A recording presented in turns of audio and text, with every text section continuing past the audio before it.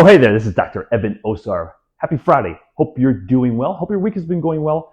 You've been out there educating, empowering, and enrolling more people into your program. I just got back, or I should say, we just got back, Janice and I just got back from DCAC, presenting last week in Reston, Virginia. We did a shoulder class, which was packed. People have lots of shoulder issues, including many of the fitness pros that were in this session. And one of the gentlemen in the class, one of the few gentlemen, there's only like 2 or 3 of them in the class, mostly women come to my sessions, which is cool. It's all good. I come from a family of 6 sisters, so I'm used to being around lots of women. So he's like, oh, I've got some bicipital tendonitis from playing pickleball. Pickleball is so popular now. I've never played, but I've heard it's lots of fun. Lots of people are playing. It's a great sport for, couples and people to get involved with. So, and another woman raised her hand. I got the same thing. So I was showing them some strategies, some corrective exercise strategies to address common shoulder issues. And he's like, I want to make sure that this is not going to hurt my shoulder. I'm like, I can't guarantee it's not going to hurt your shoulder. However, I work with lots of people that have shoulder issues, throwing issues, overhead issues, and not a lot of pickleball players that I work with in Chicago. However, there's lots of pickleball players around the country. So I'm pretty confident this will work for you. However, if anything causes you discomfort, stop. So we went through the session. Next day, I ran into him and I'm like, hey, buddy, forget his name. So I called him buddy. Hey, buddy, how's your shoulder feeling? He's like, oh my God, it feels so great. And even the other woman, I should say, I asked the other woman also in the class that did pickleball, she's like, yep, no shoulder pain right now. So one of the things we learn a lot in our industry is we need to strengthen those scapular retractors and depressors. And you go to physical therapy, you get one of these things, and then they make you do a lot of this stuff and a lot of squeeze down and back, put your shoulder blades in the back pocket.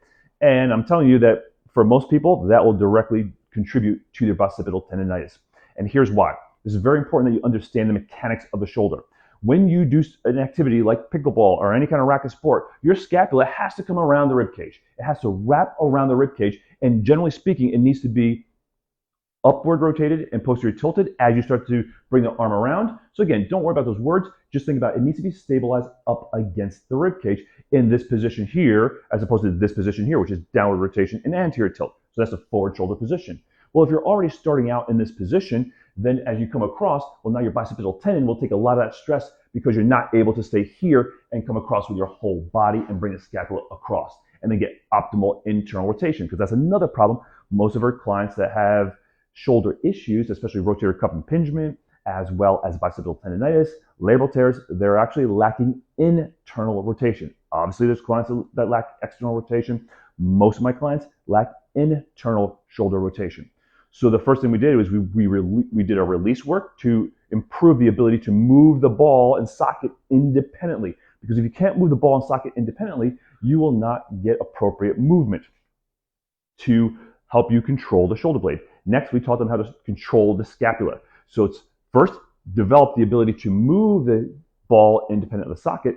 Second, now teach them how to stabilize the scapula in the appropriate position. Third, then teach them how to move their shoulders, and create that optimal coordination between the humerus and the scapula and the thorax.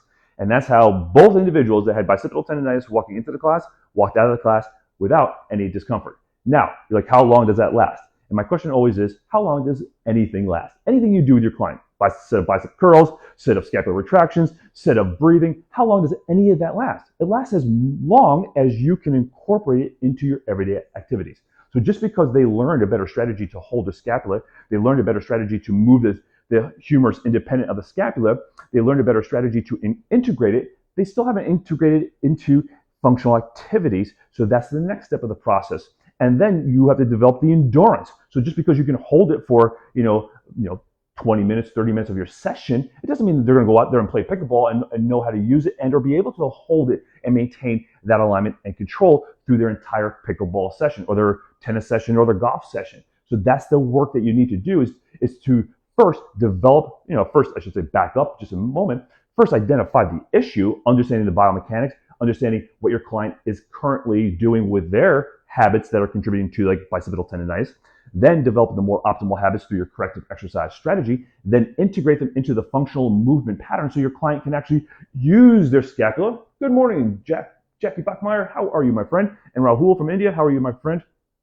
So they're able to integrate that more optimal shoulder motion and or activity into their functional activities. And that's the process that we take our clients through. All our clients go through the exact same process. It's not just about strengthening. It's just not about scapular retractions. It's about identifying the issue with your particular client, then using your corrective exercises to address what you found in your client, and then helping them integrate those more optimal habits into the functional pushing and pulling patterns so that they can use your scapula appropriately, not overload things like their biceps tendon or their rotator cuff or their neck, because a lot of neck issues are the exact same issues or related to the exact same issues, and then teaching them how to build the endurance to then carry out everyday functional activities. And that's really how you differentiate yourself from the rest of the industry, because everybody has thrown exercises at people.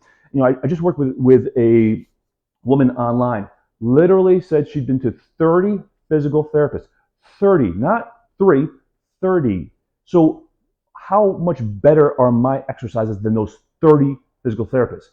Not better exercises, better process, more appropriate process. And the process always works. The process never changes because it allows me to go back. If I don't get the results I want, or my client's not getting the results they need, it allows me to go back and look at the process. What do I need to do differently?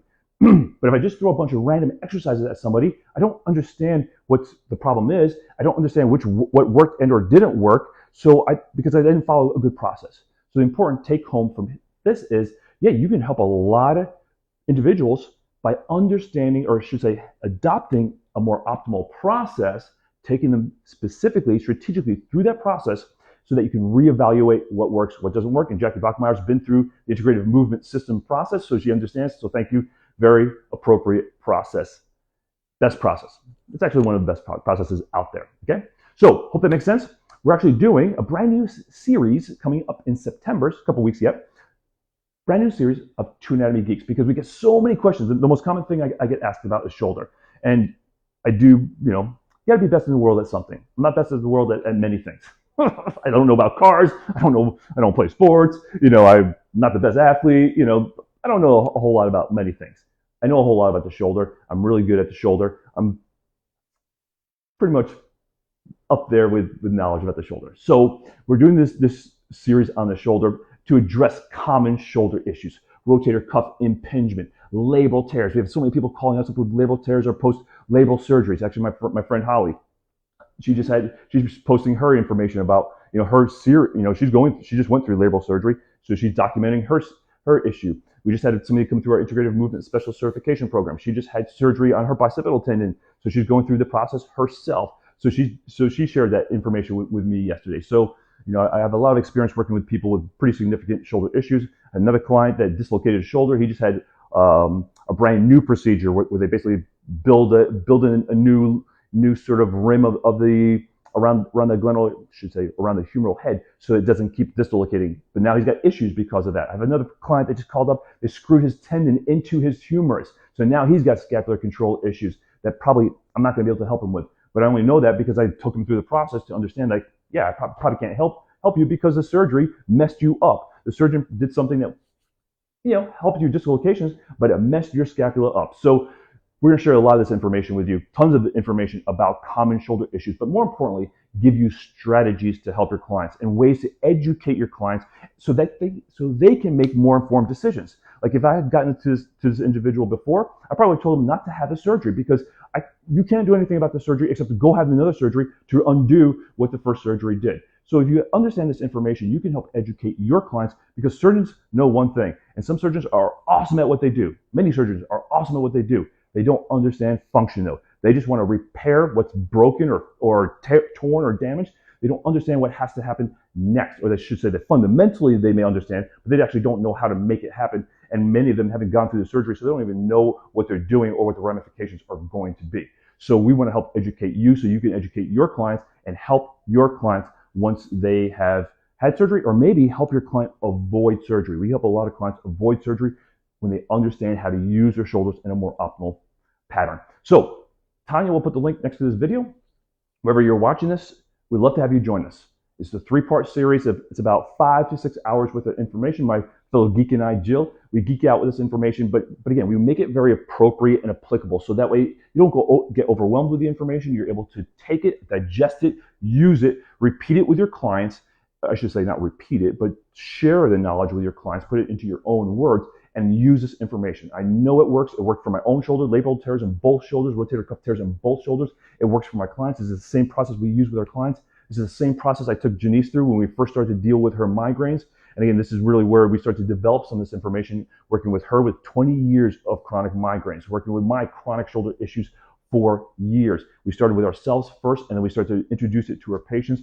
And now here we are about 15, 18 years later, and we keep refining the process. So we can't wait to share this information with you so that way you can have the same kind of successes with your clients. And if you have shoulder issues, address your shoulder issues as well. So this is Dr. Evan Osar with Discover IMI, or I should say Integrative Movement Institute. That's our website, Discover IMI. We'd love to see you in Two Anatomy Geeks, this brand new series. Thank you again. Awesome, Jackie. I really appreciate you being part of our community and sharing your success as well, and sharing this information with your clients. Jackie trains mostly older clientele, over 50, older being relative. I'm over 50. So I'm part of that older crowd now as well. But again, she's doing amazing work with her husband, Jason, and their coaching team down at EFW. Looking forward to coming down and being around you guys on a more regular basis. For the rest of you, have a great weekend, and we look to see you again at Two Anatomy Geeks. Go out there, lead, be the light that your current clients need, and be that light for those people who are looking. Okay? Thanks so much. Have a great day.